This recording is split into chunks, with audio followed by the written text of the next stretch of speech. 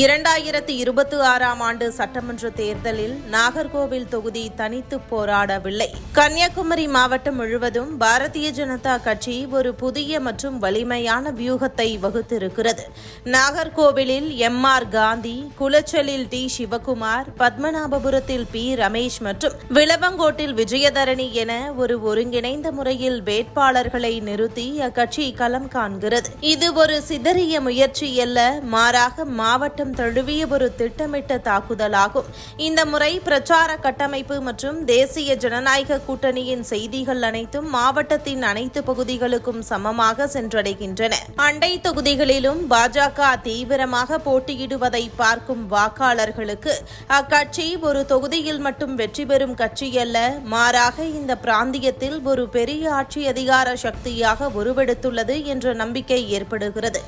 April 15 அன்று பிரதமர் மோடி தனது முதல் தமிழக பிரச்சார ரோட் ஷோவை நாங்க ஆட்சிக்கு வந்தா மாசக்கணக்கில் மாத்தணும்னு சொன்னாங்க.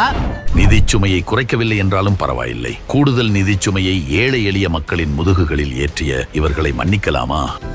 இந்த நிலை மாறிட வாக்களியுங்கள் தாமரை சின்னத்திற்கு.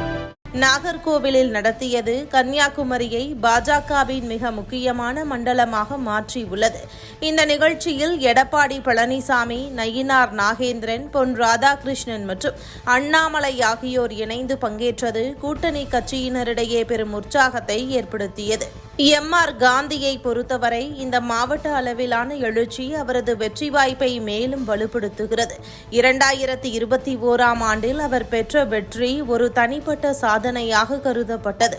ஆனால் இந்த 2026 தேர்தலில் ஒட்டுமொத்த மாவட்டத்தின் அரசியல் சூழலும் அவருக்கு ஆதரவாகவே உள்ளது. ஒரு தேசிய கட்சி மாவட்டம் முழுவதும் இவ்வளவு பெரிய முதலீட்டையும் உழைப்பையும் போடும்போது அதன் தாக்கம் ஒவ்வொரு தனிப்பட்ட தொகுதியிலும் எதிரொலிக்கும் என்பதை அரசியல் நோக்கர்கள் சுட்டிக்காட்டுகின்றனர்.